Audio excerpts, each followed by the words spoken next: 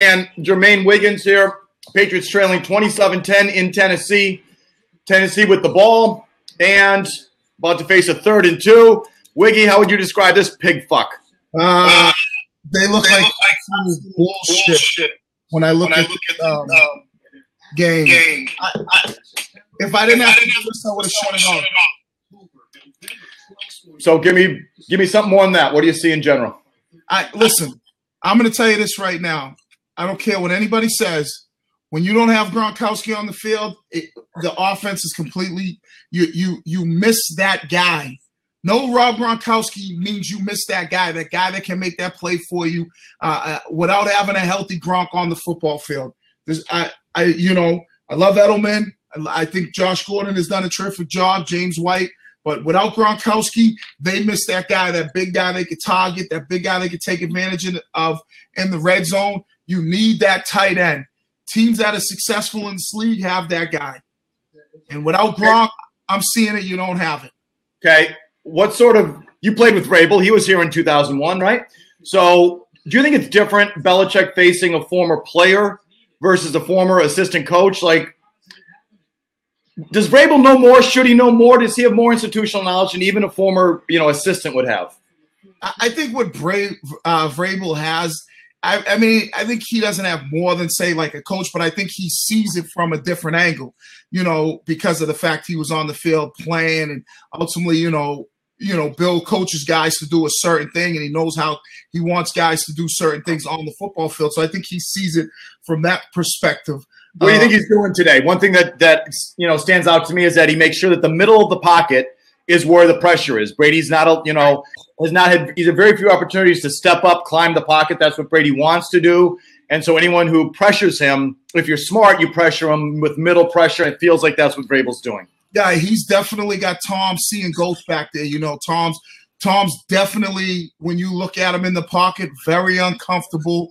A lot of that has to do with Vrabel, putting guys, like you said, around the line of scrimmage, especially trying to get pressure from the inside.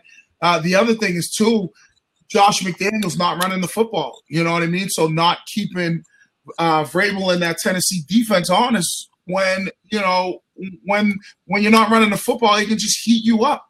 I think that's what Vrabel's doing defensively is saying, hey, listen, they're not running the football. We're going to get guys around the line of scrimmage. We're going to crowd the line. We're going to blitz. We're going to make Tom uncomfortable. And that's what's going on back there. Okay, Martin on the comments. First one says this team stinks. This Patriots team doesn't stink, but no, they stink.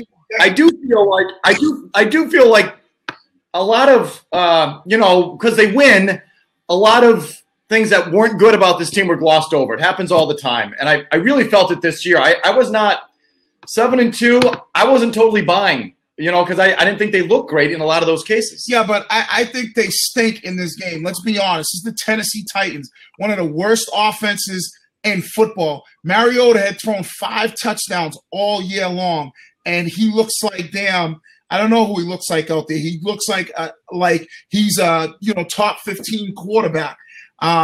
So let's be honest. Today, this Patriots team stinks. They didn't show up to play offensively. They haven't shown up. There's no run game. The defense just basically let Tennessee do what they want: run the ball, throw the ball. No pressure on the quarterback. The field position that Tennessee's been getting has been tremendous. So this team stunk today compared to what we saw last week. And like I said, I'm going back. When you don't have a guy like Gronk, you don't have that player that Brady can just, take advantage of in the red zone, down the seams, of that kind of stuff. It just, we've seen him do it a few times with Edelman on some of those crossing routes. But, they got to get this shit going. Down by 17, they better score in this possession. Okay, here we go. It's got to be no huddle. Yes. And I'll tell you what, this Jacob Hollister, who's just in motion, I'm sick of hearing about this kid. Finally.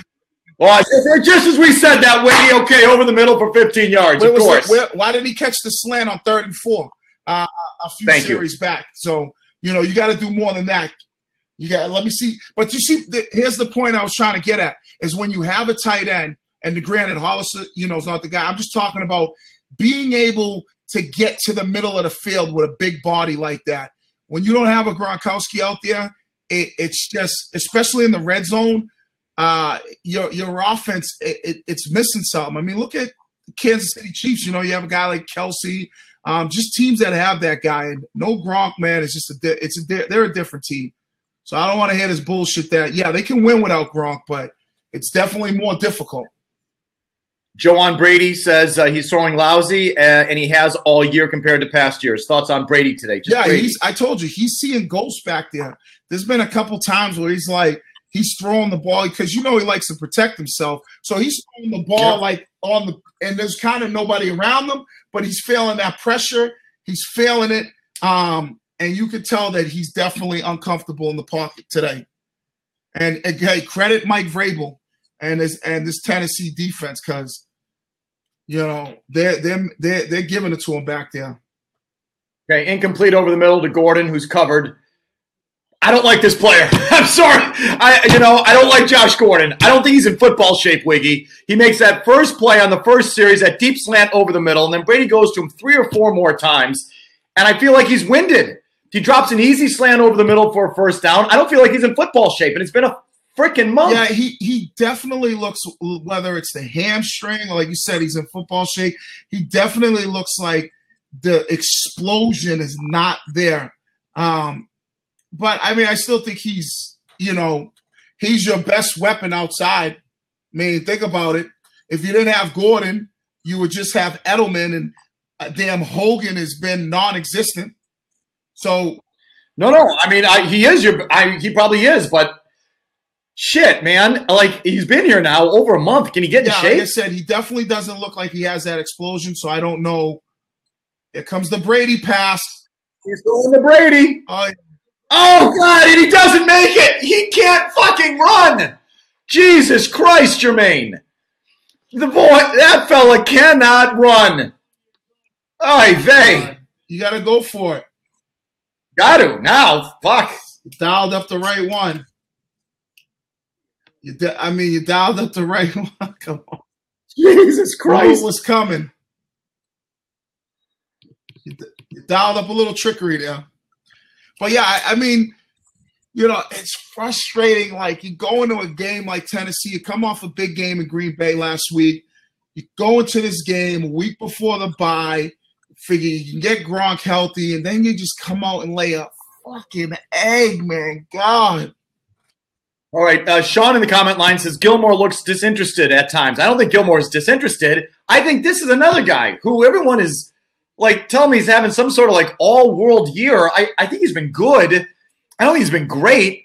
And, boy, you know, who's gotten picked on today? Malcolm Butler or Stephon Gilmore? Gilmore's been getting cooked today. I definitely understand that when he's definitely been getting cooked. But, I mean, I'm not going to, like, all right, if one player has a bad game. Holy shit, right. Brady. I mean, I know you're not athletic, but, my God, put one foot in front of the other. What the hell? If one player has a bad game, like Gilmore's having a bad game, you know, I think he's been good all year long. But their whole team is just his year's been overrated. And you know what? I feel like Vrabel's in there somewhere. You know, he protects Butler, and they jump off sides. You got to be kidding me. Fucking, was that Cannon? It was Hollister. It was the right. Looked like Hollister.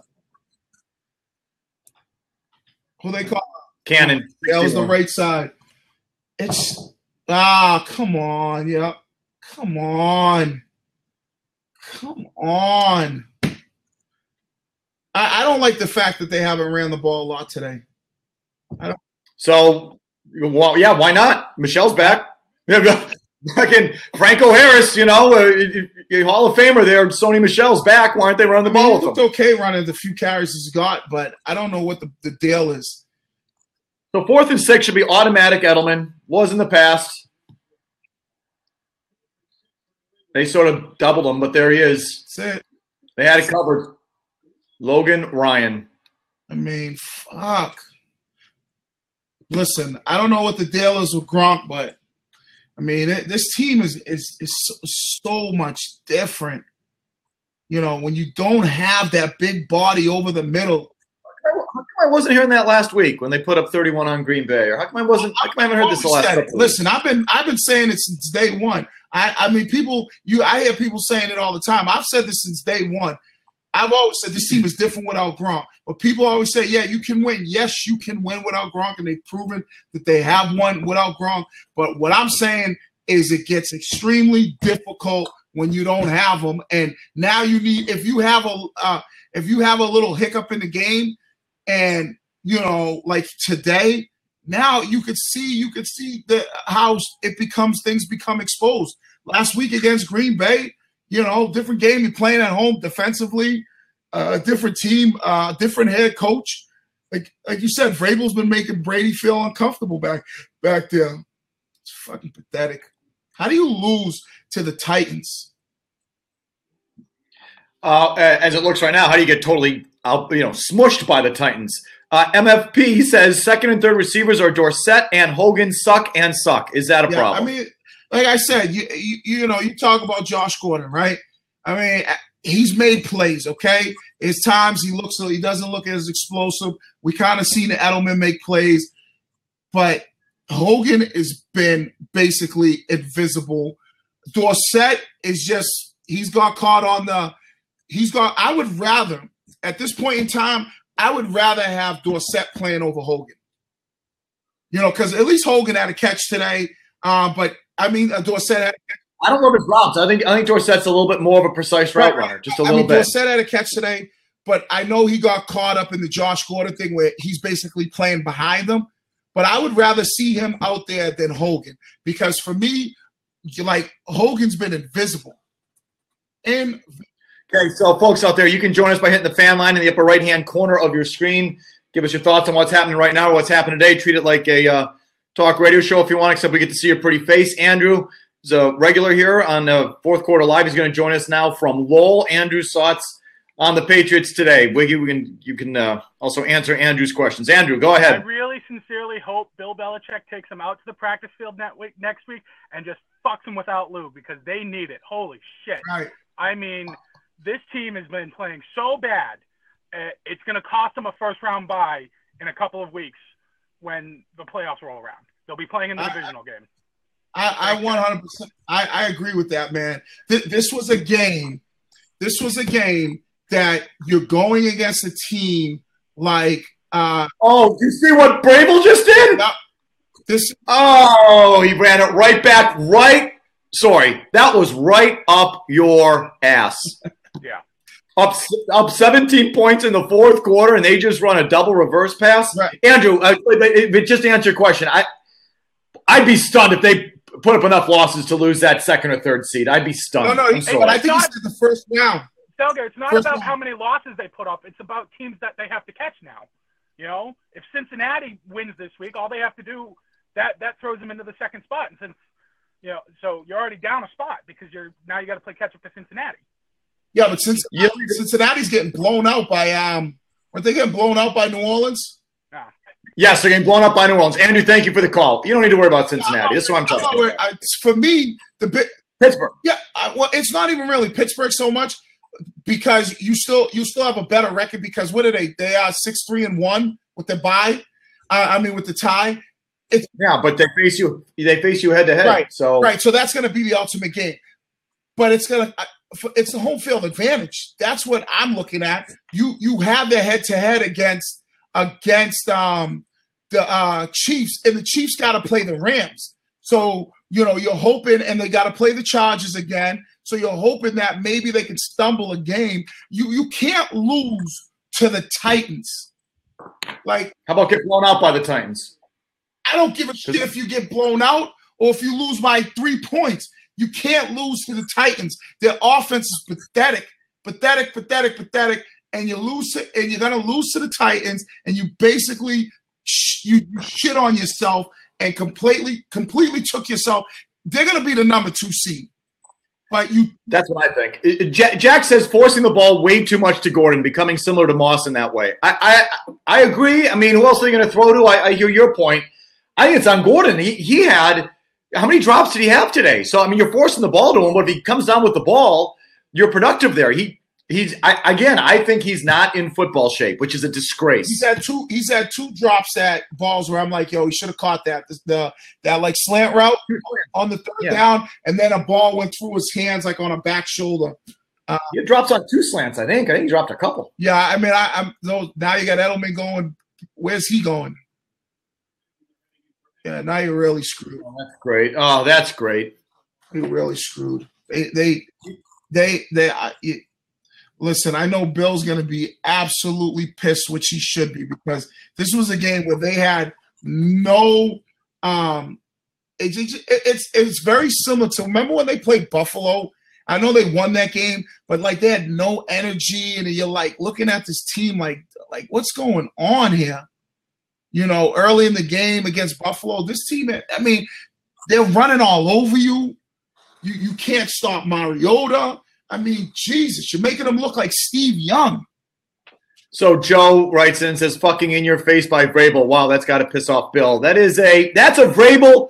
That feels like a Vrabel special. Not that, you know, he and Bill are close and he has good relationships, but he's a competitive ball-busting fucker, that Vrabel. You know him. Yeah. And that feels like that's right from Vrabel, because you just did it to him. And now he says, I'm going to do it to you, except my quarterback can keep his feet. Watch this. Like, doesn't that reek of Mike Vrabel, that call? You know Vrabel's like sticking it to him. Look at this. They should be embarrassed. You know he's sticking it to him because think about how he left here as a player. You know? So oh yeah, they totally screwed him. He made some comments. He became the union rep, and he made some comments about Patriot Place and where that revenue's going. And the next thing you know, he was gone 2 months later. Right. So, and you know, like we all, you know, a lot of players that play for Bill usually generally respect him as a coach. You know, some like him, some don't like him, but you respect him. You kind of have some back and forths with him. And Mike was the type of player where, you know, he definitely respected him. They you know, kind of collided and bumped heads a little bit. So you know he's loving this inside. He's loving it. Yeah, because he's a competitor and a fucking ball buster. And I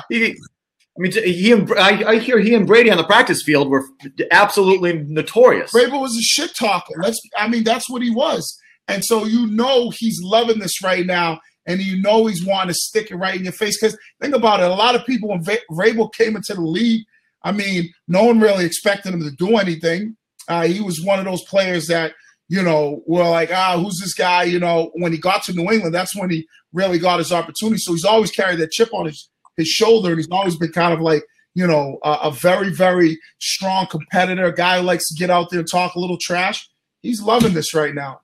Here's also where I think Vrabel showed up today. And the thing we talked about is that, you know, all week it's like, Titans are idiots for signing Malcolm Butler. That Bill's a genius. He forecasted Malcolm Butler. He's a genius. He got Gilmore over Butler. Gilmore got his ass exposed today. And Butler, I haven't even noticed. And that second piece I did predict during the week. I said that if Vrabel's not going to expose Malcolm Butler in this game, he's going to protect him. And I think he did. I think he was a nickel corner. I don't even know how much he played. I can't even remember the Patriots really targeting Malcolm Butler. Malcolm Butler, a non-factor, and Stephon Gilmore got his ass exposed today. And I go back to Mike Vrabel on that. I do. Well, yeah, but I think the biggest thing you said is the Patriots never really challenged them. You know, they were, you know, a lot of the stuff came going after Gordon. Gordon was being covered by that Jackson kid, so they never really challenged him.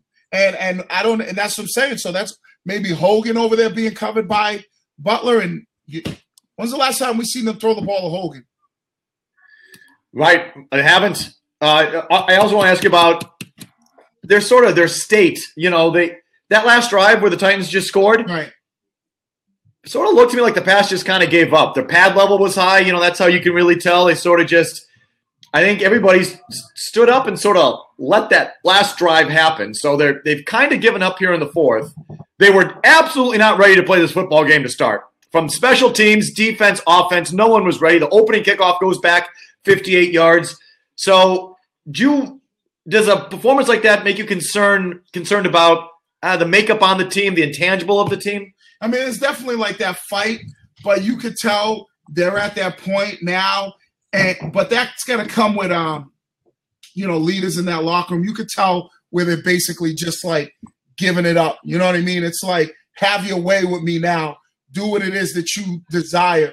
But you got to have the leaders on that team that are like, you know what? Hey, we're getting our asses kicked, but we can't just let them waltz in. Hey, if they're going to beat us, we're going to at least try to get a few punches in. Let's not just get our asses whooped, and that's what's happening. So that concerns me. The Patriots have had stray losses over the years. I mean, it happens. They're good for 3 or 4 a year. But there's very few where they just sort of mail it in. Yeah. And this thing was a mail-in. They were not ready to go, and they quit on that last drive. Yeah, they definitely look like, it looked like everybody looked at each other saying, hey, who's supposed to tackle Henry? That wasn't me. So this team is now what on the road? Are they 1-3 on the road? They've had all 3 losses on the road. Are they 2-3 or 3-3? Whatever it is. Yeah, they lost to Detroit. They obviously lost to Tennessee and that Jacksonville and Detroit. Yeah, Jacksonville, yeah. So it's like that was another thing about that 2009 team, our least favorite Patriots team since they got here. Oh, Cordero Patterson is back in. Eric Dickerson back in the backfield there for the Patriots. The quarterback is right. I didn't even see. Is it Hoyer? Oh, there it is. It's over. So they basically, like you said, they just said, you know what? Have your way with us. It's done. We're done. That is Edelman. Mike Vrabel came in today and freaking slapped you across the face with his schmenzer today, man. Right. And made you quit. He made you basically say, you know what? We're going to have to check out of this one, Mike. I know there's 7 minutes to go, but we're taking out our starters. We're taking out key guys.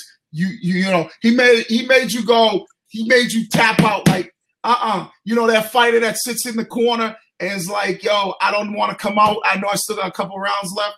That's what he did to you today. And you should be embarrassed. If your Patriots players should be embarrassed about what happened today. So Brendan says Patriots letting teams win their midseason Super Bowls all season. So Jacksonville beats you, and they've been garbage ever since. Detroit beats you; they're a non-factor. And so Brendan's saying the same thing about this team. A one-off sort of situation, nothing to worry about. Do you feel that, Wiggy? This is a one-off situation for the Patriots, nothing to worry about? I don't know. I wouldn't say that. I think they'll be fine ultimately. But I think it's one of those games where they have to say, just because, whatever ain't going our way, we can't lay down. So I don't think this ultimately will affect them moving forward. I think what it will do is make Bill get in their ass and have them walking on eggshells around there. So, if they are going to take an L like this, hopefully Bill gets in their ass and is like, you know what, now – these players going to be walking around here on eggshells. All right, so let me give you my answer. I'm not worried about the win-loss record. They're still playing the Jets twice, right? The Dolphins, the Bills. They have, it's such a crappy conference, and there's so much crap on their schedule. They're going to win their games. But just like they won their games in the first half, I don't think they're a great team. And I do have concerns. I have concerns not just talent-wise, but the kind of performance you see like here. They're good for one of these in the beginning of the year, but it's rare that they get rolling in the middle and have one like these. And now they got 2 weeks to sit on it. I don't know, man. And that Edelman injury, watch that. Gronkowski already can't stay healthy. Watch that. So I am concerned. Well, I'm more concerned with what you just said. The Edelman, what's going on with Julian? Is he just like, you know what, whatever, because we're getting beat up, I'm feeling a little nicked up. I'm concerned with the Gronkowski thing. Because you got to figure they're going to come back after the bye, and they have, Minnesota at home? They're at the Jets when they come back in 2 weeks. Then they're home Minnesota, at Miami, at Pittsburgh. Those are the next 4. Okay, so you figure. So Minnesota's a game. But at the Jets, I can't imagine. The Jets got their ass kicked today by Buffalo at home. The Jets game should be a layup. Minnesota, well, you're at Miami, at Pittsburgh, at Miami, Well, I mean, before you get to Pittsburgh, you're at home for Minnesota. You got the Jets, and who was the other team you said? The Jets and before. Yeah, they're at the Jets, home Minnesota, at Miami, at Pittsburgh. Okay. So Miami could be a little bit of a, if they don't show up, play down there. But they should be able to win those next 3 games before they go to Pittsburgh, and that Pittsburgh game be the game that you're basically deciding for the number 2 seed, or if Kansas City stubs their toe a little bit, the 1 seed. Jeff says, if the Patriots play a team that knows their system, that will be a problem. Look at the losses and who they played. Did not have a plan B. Patricia, obviously. Vrabel, obviously. Jacksonville has good knowledge of you, but no real, they don't have a connection there. Coughlin, I guess. But who you playing, though? Jacksonville's not going to make the playoffs. Tennessee, they might.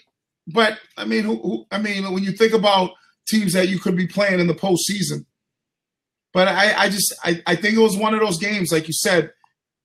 To me, they have these games, and I feel like they have these games where they think they can just show up and turn it on because they got number 12, they're rolling, whatever it may be.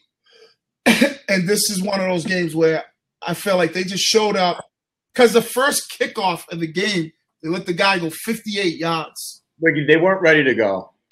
So do you put that on Bill, or do you say that he's got the wrong mix in there?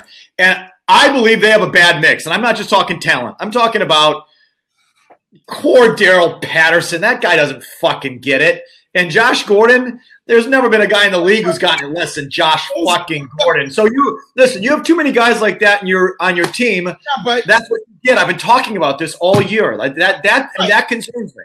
Mike, you're talking about guys that really Cordero Patterson was but he's a non-factor in this game. He was a non-factor. Well, that's my point. That's sort of what I mean. But it's not like he's covering. He was not like he was on the first kickoff coverage team that gave up the 58-yard kickoff return. Those guys are like that. He's a non-factor in this game. The guys in this game that are factors, the Patrick Chongs, like you said, the Gilmores, Josh Gordon in the sense, he did drop a couple balls. The McCourties, the Hightowers, the Edelmans, the Hogans. Those are the guys that are the guys that are factors in this game. Cordero Patterson he's a non-factor. He's in the locker room. He's a core guy. It's like if those are the guys you're going to war with, you're fucked. I felt that last week. I feel it this week. I'll feel it every week. You really believe the core, especially Josh Gordon. You start to have too many of those guys, Wiggy. You're reaching. You're focused on 2 guys. One, you're reaching with Patterson, and Gordon is not like the core guy. Gordon is a guy that you have on the team that he has a specific role, and that's what he does. Your core guys are the guys that your James White, your Edelman. Those core guys on offense. The quarterback also hates the coach. The tight end, who hasn't played in 3 weeks, hates the coach. Edelman's going to side with the quarterback. There's all that bullshit in there, too. That's still swirling inside that team. That thing didn't go away. So I just don't know if they're in the same place they are as, sort of competitors and that sort of thing. You are reaching – because where was this last week? If this was like they're I don't think they played great last week. I don't think they – I start off this whole thing today by telling you I don't think they've been playing great, even with the wins. But playing great versus what happened to you today – not play is completely different. You might they were trying to do for this, to be honest with you. You might say they didn't play great last week, but they still were able to go out there, put it together, and win.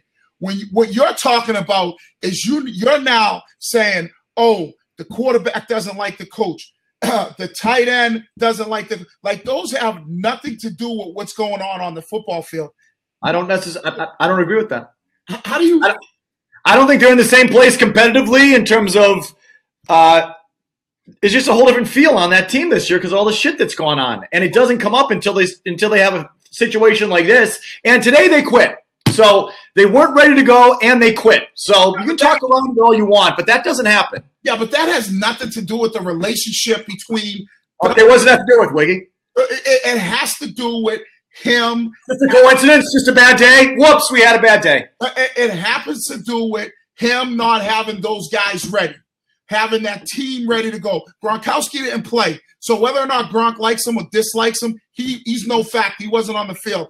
It had to do with that team from the opening kickoff giving up a 58-yard return, and then the Tennessee Titans driving the ball down the field and scoring a touchdown. All right. I got to go soon. James in California. We'll put you up here on the fan line.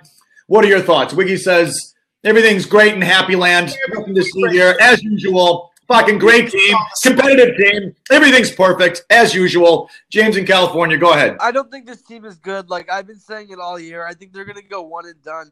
Like, there's nothing that stands out to me about this team that's special. They're just bad all the way around. Okay, I don't agree with that. I mean, Brady and Gronkowski. Thank you, James. Appreciate it. And put a shirt on next time. They have enough talent to be better than this. Yeah, they'll be. So today wasn't a talent issue. Today was a compete issue. Right. So you talk around it however you want. It was a compete issue. Right, and that's what I said. From Jump Street, they weren't ready to go. And Tennessee was, because of Vrabel, because of the former players. Look at how Dion Lewis was running the ball in the beginning of the game. I mean, it was like he was getting 8 yards a pop. You know, they were ready to go. You weren't. You thought you could just turn it on, and Tennessee slapped you in the face with their penis and said, nah, bitch, it ain't going down like that. Not today. Israel in California. He's up next on the fan line. I've been promised he has a shirt. I try to institute a dress code on this show. And when I say dress code, I mean just having clothes. You can be whatever clothes you want, but you gotta have clothes. No, I got a shirt here. Whenever I see a shirt off, I wonder about what's going on underneath. Go ahead, Israel. I just feel like they weren't locked in and ready to go. Like they're throughout this whole year, they're not on the same page. They're just not locked in. They're still talented, but they're not locked in. I think, Mike, that's what you were trying to say. Yes, there's something off with the intangible of the team, which is usually so great. And Israel, thank you for the call. I appreciate it. Wiggy's going to disagree with you. No, I listen. I've said that this team is not like the teams in the past. At the beginning of the year, you did not. Your offense struggled because who were the guys you were going to? Edelman wasn't there. Gronkowski, you're trying to get him rolling, but clearly there's an issue with him physically, and you had no body. Let's take one more. Let's grab Lewis in Boston again. I got to go. Lewis in Boston, what do you got for us? Your thoughts on today's loss and the team in general? Wiggy says everything's perfect. Everything's fine. No issues in the locker room around the team. Everyone loves each other and is pulling in the same direction. Go ahead, Lewis. Everything is not perfect or fine because you have too many Bills and Browns on this team. How many of those guys can you carry before you become them? Lewis, great point. So that's a talent issue, Wiggy. Too many Bills and Browns on this team. Hey, Felger, no one said everything's perfect, but you're saying that, listen, there's something wrong with this team. They're falling apart. I didn't say falling apart. I said there's something not right with them. Listen, they played bad today. They had issues. They weren't ready to go. This team is not as good as they used to be, so they can't have games where they come out and play like dog shit. Because Vrabel, headline today, Vrabel just boned you today. New England gets boned by Mike Vrabel. Wiggy, we'll talk to you next week. All right, later. Bye.